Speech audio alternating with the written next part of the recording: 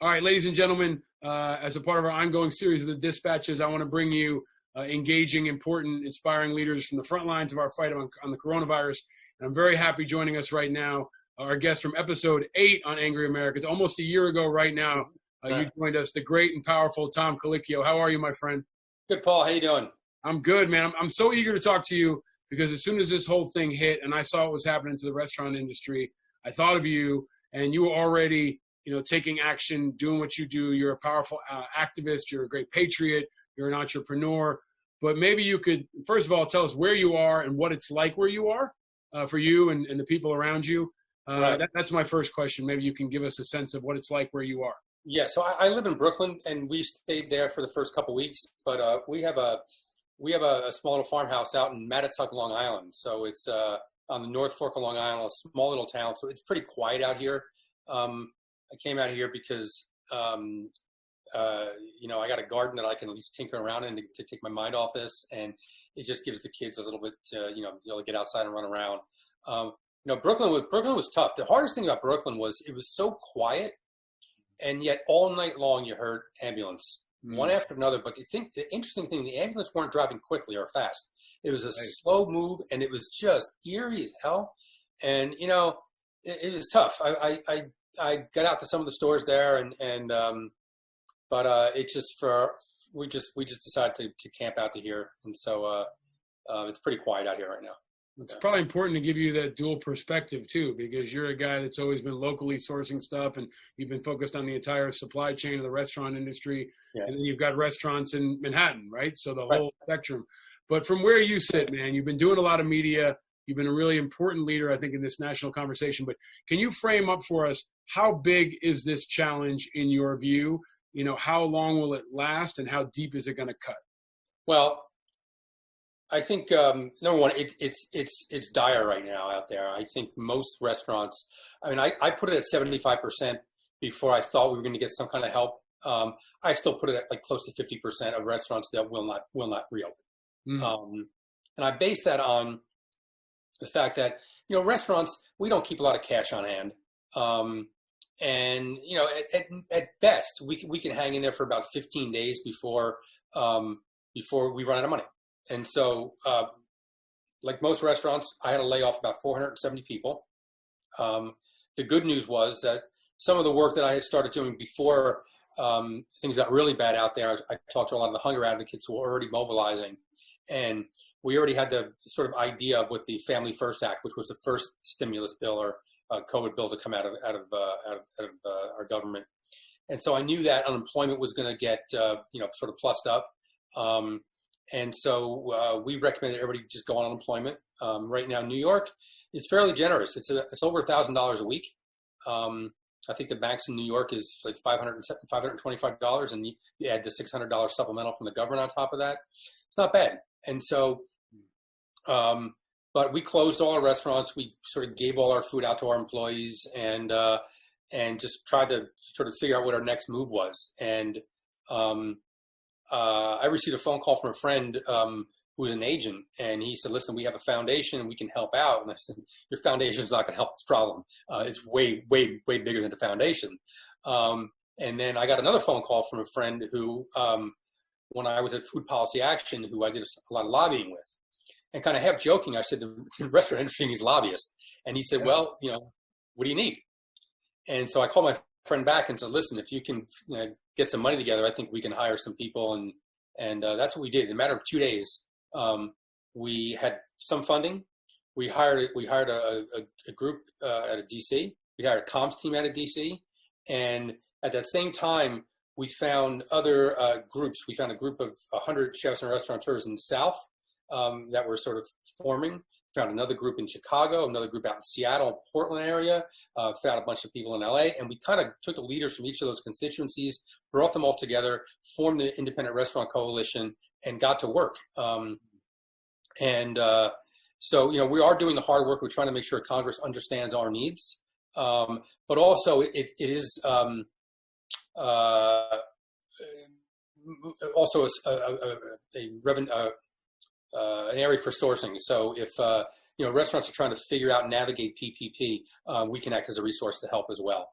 Right. But things aren't looking good right now. I mean, even with PPP, it doesn't work for restaurants. Yeah, can we go deeper on that, Tom? Because I was struck by the percentage that you're saying, call it 50%. So 50% of every restaurant that people are listening to or watching this show, 50% of the restaurants they love, they frequent, they care about, they do birthdays, and right, they're going to be gone. And maybe that's even conservative. The PPE gets pushed through, and I was happy to see that there was some focus on restaurants. I mean, airlines have gotten bailouts, banks have gotten bailouts, and your work and others help create some sort of a first stage of a. Well, not for restaurants specifically. Right. The PPP that came out of the CARES Act, it's for small businesses, small businesses. Now, if you are a small business that maybe you've seen your revenues drop by 50%, but you're still operating and you're out there functioning, PPP works for you, because all it does is, let's say you had to lay off some of your employees.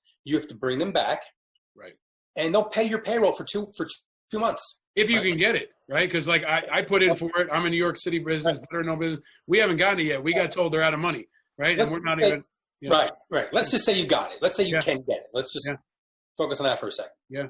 So if I were open, it would supplement my payroll. It would pay my payroll for the 2 months. It would pay rent for the 2 months and utilities for the 2 months. That's great. Because my cost at that point is just my cost of goods that I'm selling. If you're not open, and you're not going to be open for the next 2 months, which I don't expect I will be open for the next 2 months, what does it do for me? I hire my employees back, and 2 months later they're back on unemployment. Right. And all that money just goes right out the door. It doesn't help me get open. Now, the employees aren't going to come back either, because they're not dumb. They're looking at this going, well, you're going to hire me back for 2 months? I'm on unemployment now. That's going to last more than 2 months. I don't want to go back off unemployment, go back to work for maybe less money than I'm getting on unemployment. 2 months later, I got to reapply and maybe not get it. They're not going to do that. And so if I don't hire all of my employees back, this loan that I got from the Small Business Administration is a loan. It's not going to be forgiven. And so I'm not going to hit those milestones that I need to actually have this loan forgiven. So all I'm doing is adding debt to my books right now, which really doesn't help me. Right. So let's just say the thing to do is to change that date of origin, because the date of origin now is the date that you actually get your loan. If they change that date of origin and they move it out to when we actually can open, and then we get 4 months of payroll protection, then maybe have a shot. Because the other problem I have is when I open up, I'm not going to be busy. There is no way that people are going to come out en masse. In fact, the big question isn't when I'm opening my doors. The better question is, when does the general public feel comfortable to go out in spaces that are busy and crowded, bars and restaurants? And you're an analyst of politics and the media and the narrative. I mean, and you're a planner, right? You're a strategic planner. When are you realistically planning for that to be the case? The president, wanted to open up by Easter, and he keeps trying to create these false deadlines. But realistically, and especially in New York City, when do you think you can? Normal is not a thing I think we can ever shoot for again, but maybe sustainable or active restaurant life in New York. Well, here's the problem. So, summertime in restaurants in New York, really slow. We're not going to have tourists coming in, because our regular New York crowd that we have during the rest of the year, they're either out in the Hamptons or wherever they are. Tourists usually come in the summer. Tourists aren't going to come travel right now. So we're looking at a pretty slow New York. And so for me, I think September, when people start coming back. But really, we're not going to be busy until we get a vaccine. That's when we're going to get busy. Right. I see a world very soon where if you had the virus and you have antibodies and it's proven scientifically that once you had it, you're not going to get it again. I see people getting a card or some kind of ID that will say that you can now actually come in a crowded space. You're not going to be actually spreading the virus. You're not going to get the virus. So I see that happening at some point. But there's talk. And if you remember, before restaurants were closed, we had to reduce our volumes by 50%. Meaning I had to take half my chairs. I can't run a restaurant at 50%. It's just not going to work. And so even if we get open, I don't see it. Yeah. So play this all the way out, right? And hopefully there will be a bailout specifically for restaurants, right? I mean, that's what I think we need to see. What you and many would argue we need to see. We need to get restaurants open before we need to get the NFL open, right? I mean, for economic reasons, for cultural reasons, for health reasons, right? We got to feed people, all the other reasons. But when you look at the new normal, what happens to 50% of the offices, these office spaces or retail spaces in a place like New York? Do they sell them off? Do they become abandoned spaces? Do they refashion them for something else? Does the government come in and take them over and start feeding doctors? What do you think happens in that new world?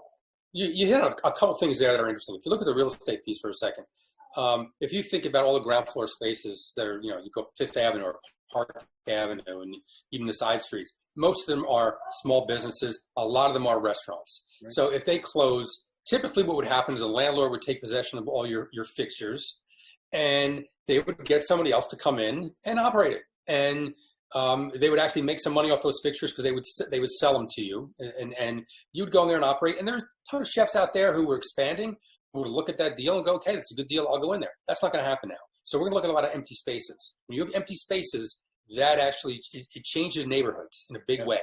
And you're going to have landlords that are going to have to somehow sort of deal with that downturn as well. And so that's one issue. Now, you hit on something that's interesting because right now is a huge need in terms of feeding people. And what I find interesting now, and I've talked about this before, where if you look at things like food stamps or the SNAP program, I would give talks and tell people that you should want to make sure this is a robust program because we're all one climate disaster away from needing it. So if you look at Sandy, what happened, so many of those communities around the Jersey Shore and parts of Brooklyn, they didn't come back for 3 or 4 months. Right. And so those people who were living a solidly middle-class life all of a sudden found themselves on food stamps, right?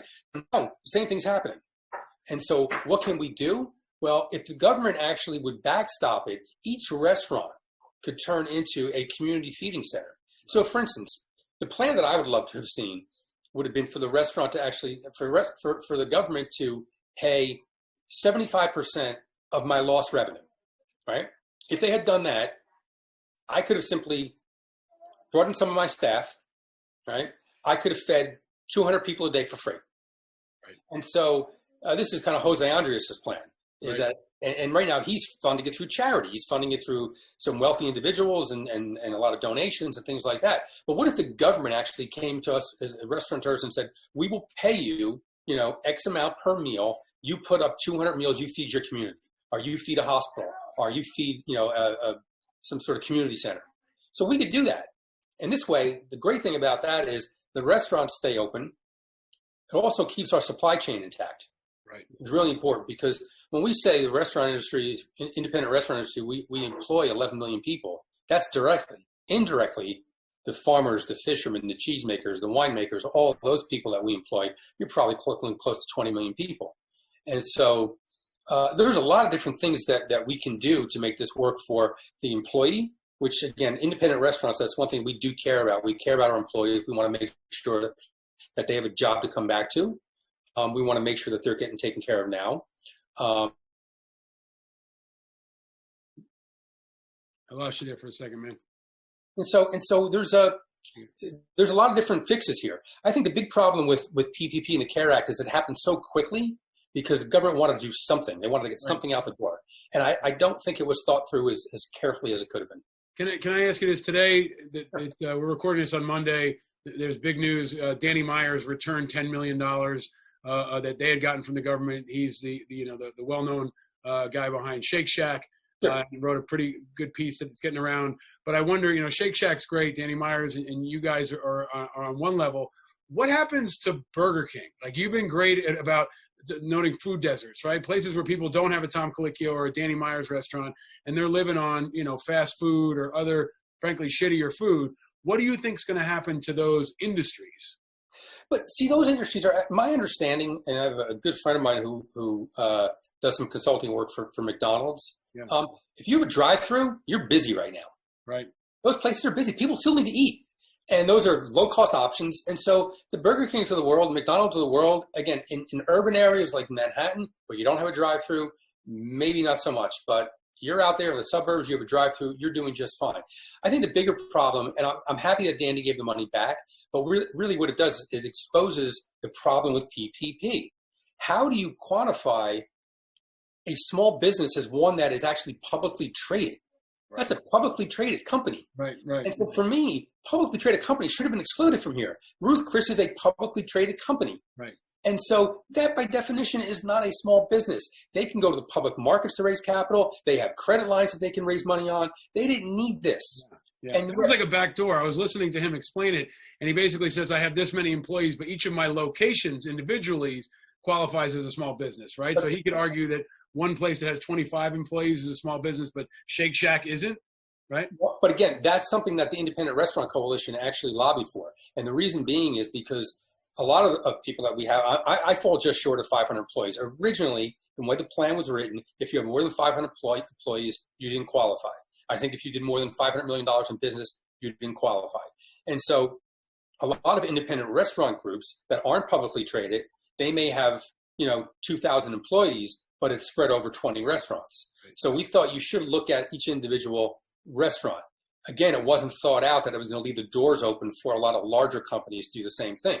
Again, I think they should have looked at this and said publicly traded companies are not small businesses. Mm-hmm. And this piece was meant for small business. There was another pile of money that, the $500 billion for larger businesses that they should have tapped into. So that was the other part of the CARES Act. And so the small business piece should have been for small business. So, you've been great about talking at the policy level, but also at the personal level. I want to ask you, I talked about the new organization you created. So can you give folks who want to help, right? They're sitting on their couch, they love their local restaurant, or they love, a national chain, whatever it is. But if they want to attack this issue, you guys have put together a really, I think, strong, smart, dynamic organization in a quick time. Can you talk about it and give people a way to help? Yeah, well, the thing is for us, because we are lobbying, we're a C4. And so you can give to a C4, you can give to the Independent Restaurant Coalition. But it's not tax deductible because it's a C4.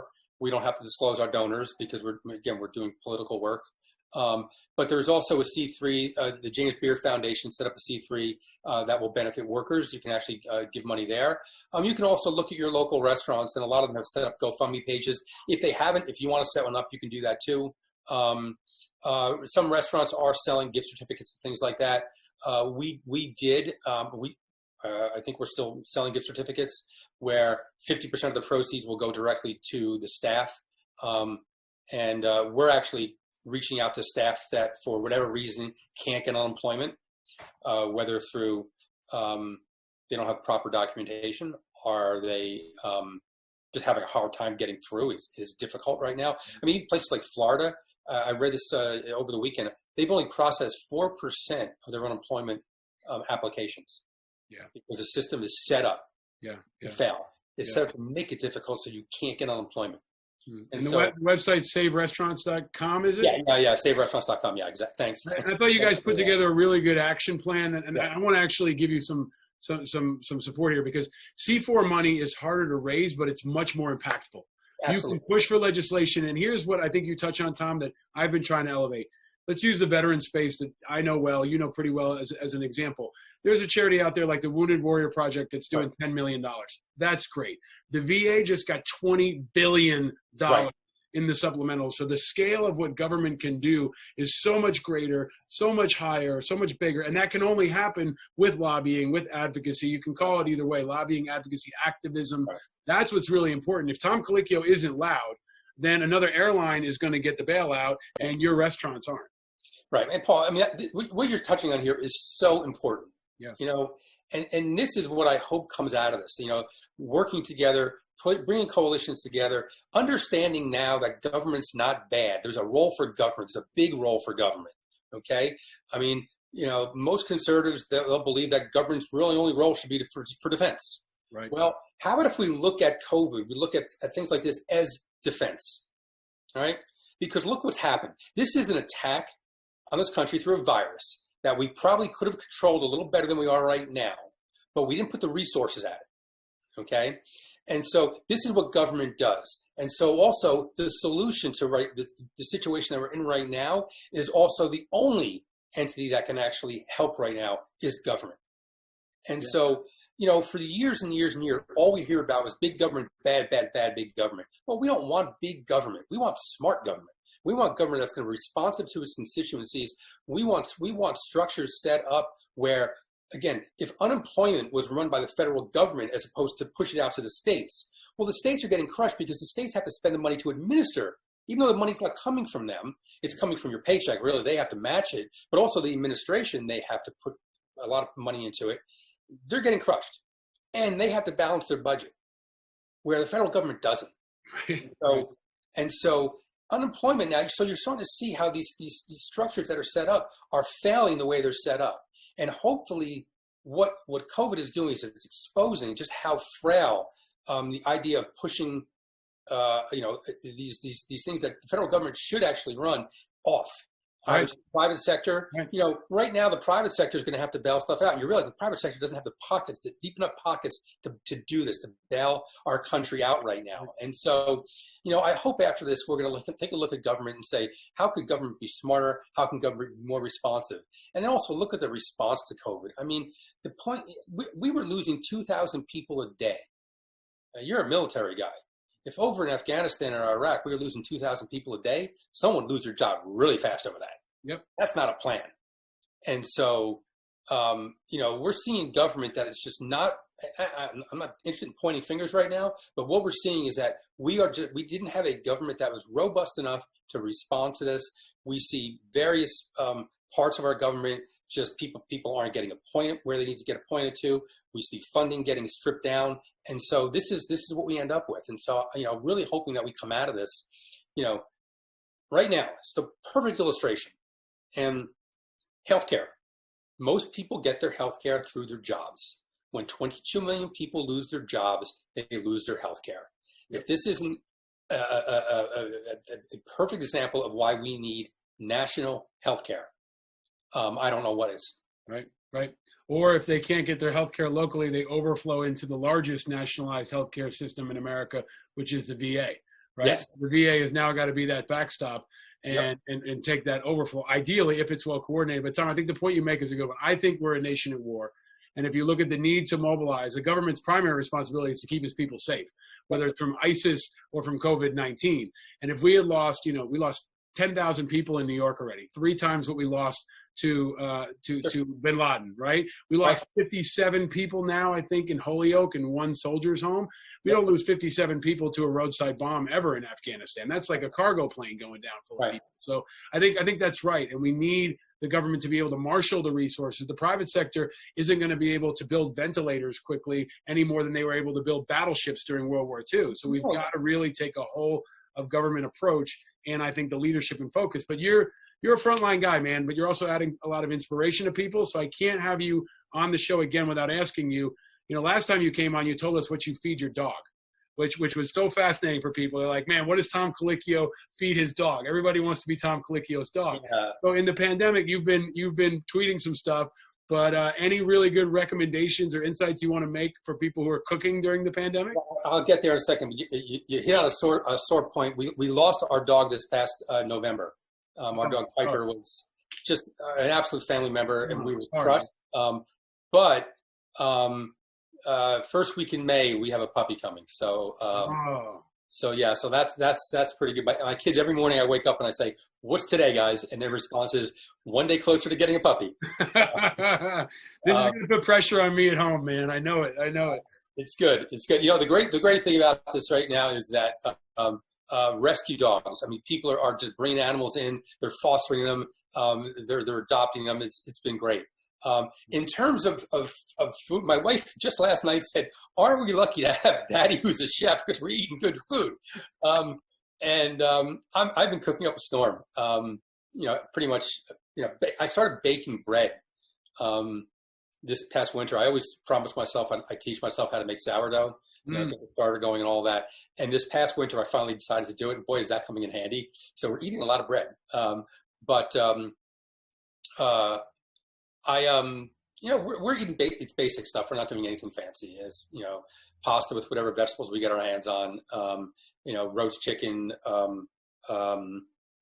tonight, I think there's a good seafood store close by, so we're going to get that. I know we have some. My wife picked up some artichokes yesterday, pasta, but it's you know, it kind of keeps my mind off of what's going on out there. I feel I'm doing something, but you know, the other thing we didn't touch on right now is the need out there right now is just getting greater and greater. And right now, I have kept my team home.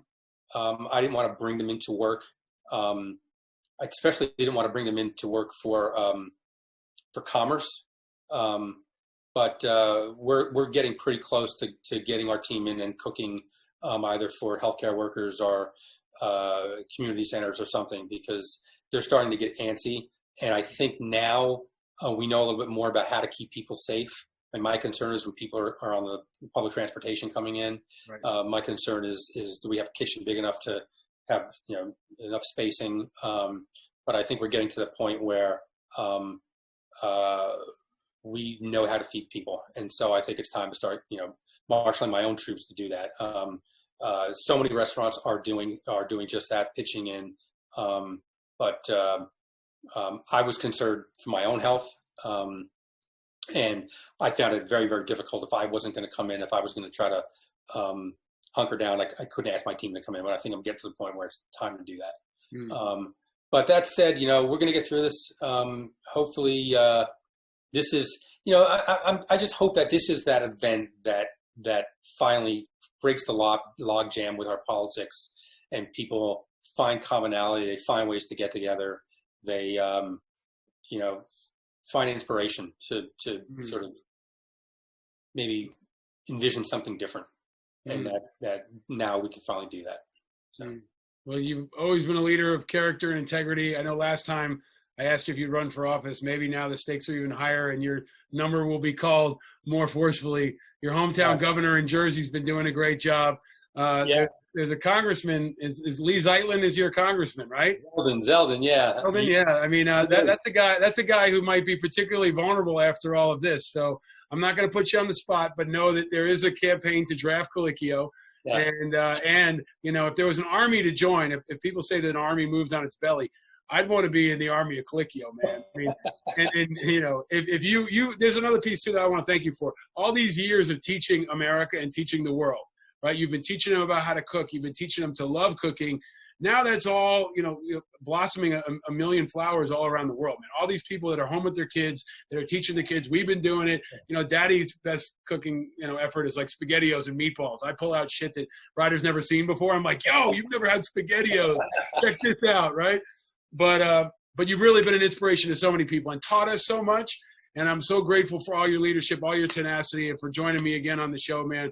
My best to your family and your whole team. And I'm looking forward to coming back to your restaurant really soon, my friend. Hey, listen, when we get through this, cocktails at Temple Court. I'll see you there. Definitely. And I'm going to put a plug in. Temple Court's one of my favorite bar restaurants in the whole city. And the architecture there is just unbelievable. I always envision it as a scene from Batman. There's this amazing atrium, right, that looks like it's just ready for a movie scene to be shot of. So maybe when this is all over, you can like rappel down from like Batman, land in the middle, and start dolling out some drinks, man. That's it. And I'll do my best. I'm Batman. Well, we had Jeffrey Wright on last time, and he's in the new Batman. So maybe you guys can hook up. He's doing great work in Brooklyn. You're doing great work across. Definitely is. He's doing some great work out there. Awesome. All right. He's awesome. Anyway. Well, you're an inspiring, important, iconic American. Thank you for joining us again, my friend. All the best to you and yours. Folks can check out saverestaurants.com, find Tom on Twitter, and support the army of Colicchio that's coming to a restaurant near you. Support them. They're doing good work, and they're on the front lines of the fight. My thanks again, my friend. Thanks, Paul.